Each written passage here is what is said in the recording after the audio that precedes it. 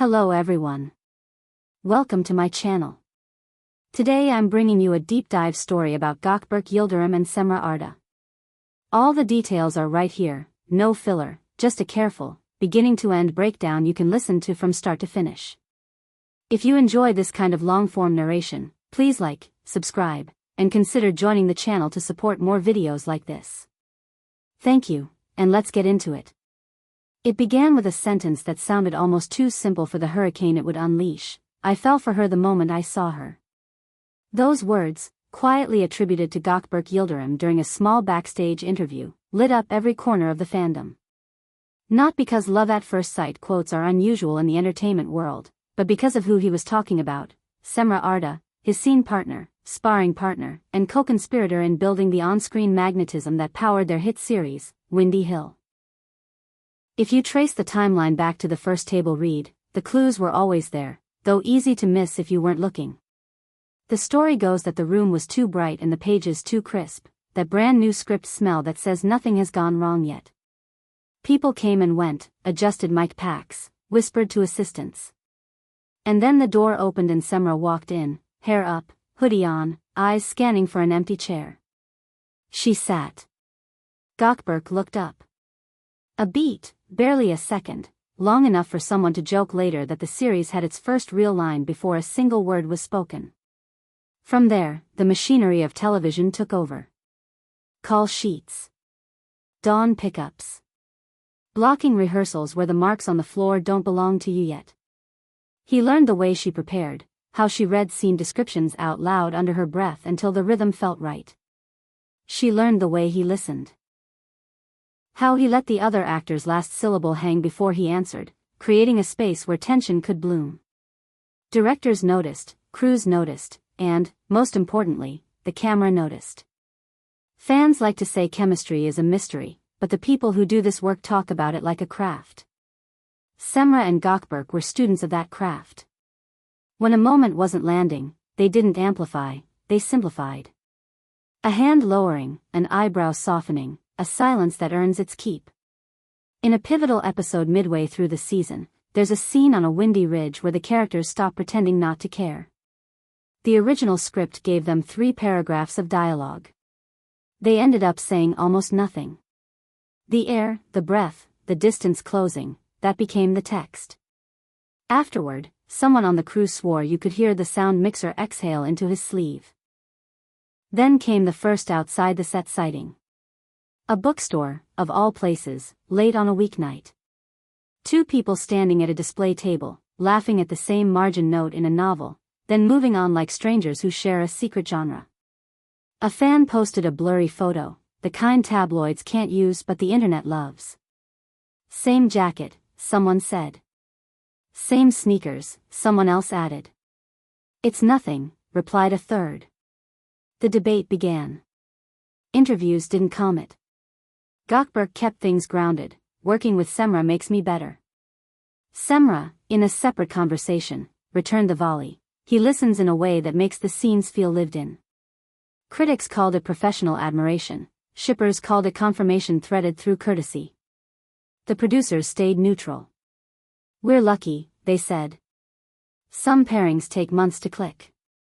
This one clicked early. And yet, the part that reshaped the conversation wasn't about public sightings or clever answers. It was about a confession that refused to perform. During a tiny digital roundtable, Gökberk was asked, almost as an afterthought, what moment from the set he'd keep if he could. He started to talk about a morning shoot, fog rolling low, a hill that looked like the edge of the world, a simple blocking note that changed the scene from competent to true. Then he paused. A small smile. I knew then, he said, eyes cutting off camera for a heartbeat, that I was in trouble from the first day. She walked in and, look, it happens sometimes. You just know you're going to have to work twice as hard to stay objective. It wasn't a proclamation, not even a claim. It was the kind of admission that doesn't try to direct the audience where to look. And because it wasn't wrapped in spectacle, people believed it. Belief, of course, creates pressure. Suddenly, every gesture risked being recast as evidence. A shared playlist mentioned in an interview.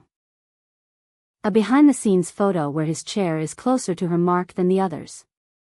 A coffee cup that seems to travel between their hands in a time-lapse of set photos.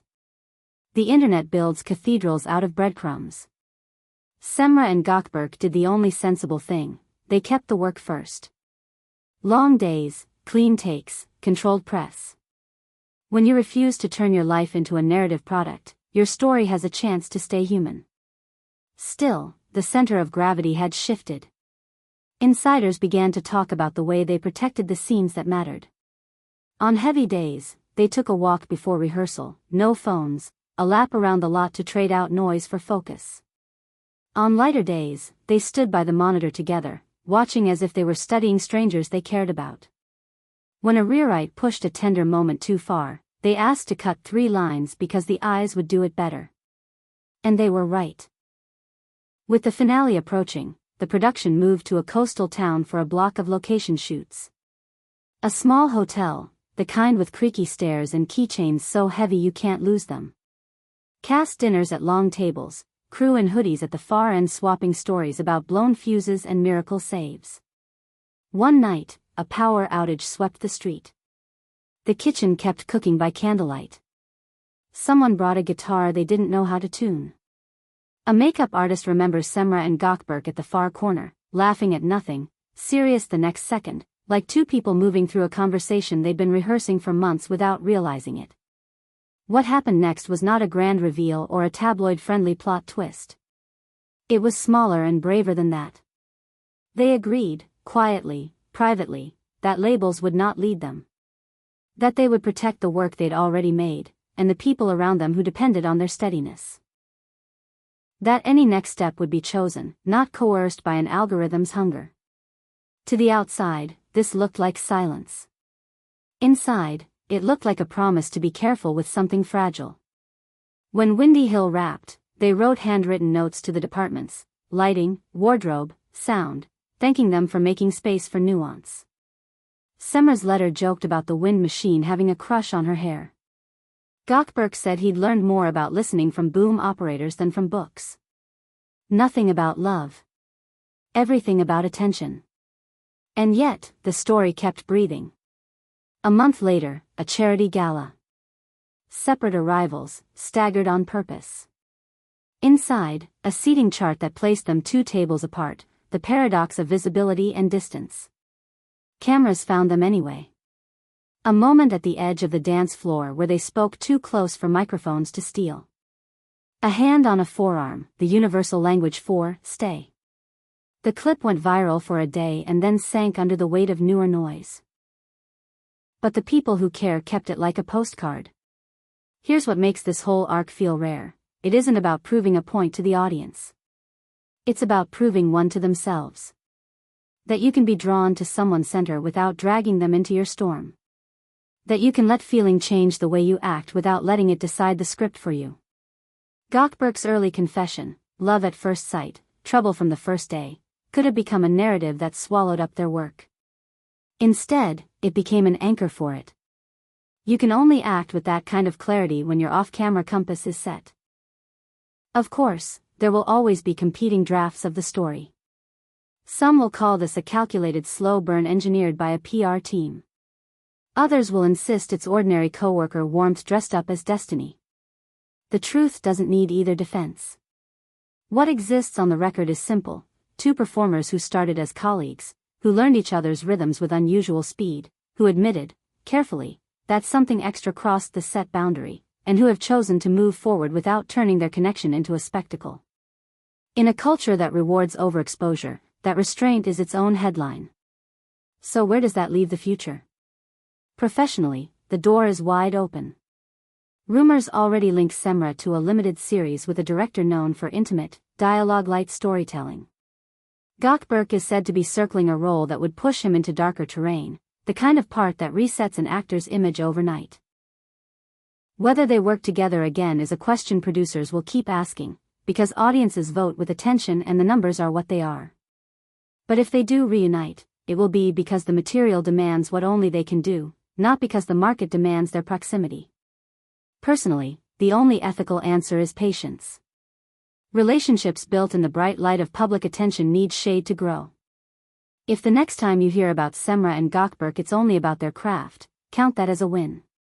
If the next time you see them together is in a rehearsal room with the door almost closed, let that feel like respect rather than deprivation. And if sometime down the line one of them posts a sentence that changes everything again, remember how this began, not with fireworks, but with a steady flame. Before we wrap, a word to the fans who feel protective, even possessive, of this pairing. Your eye for detail is part of what made Windy Hill's quieter moments land so hard. You caught the micro gestures because you trained yourselves to see them. Keep that gift, but pair it with generosity.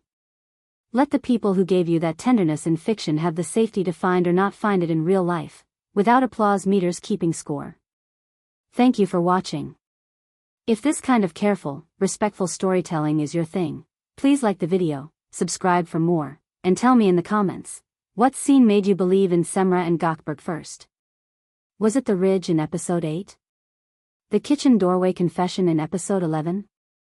Or the moment by the truck when nobody spoke at all? I read everything you send. Take care of yourselves, and I'll see you in the next video.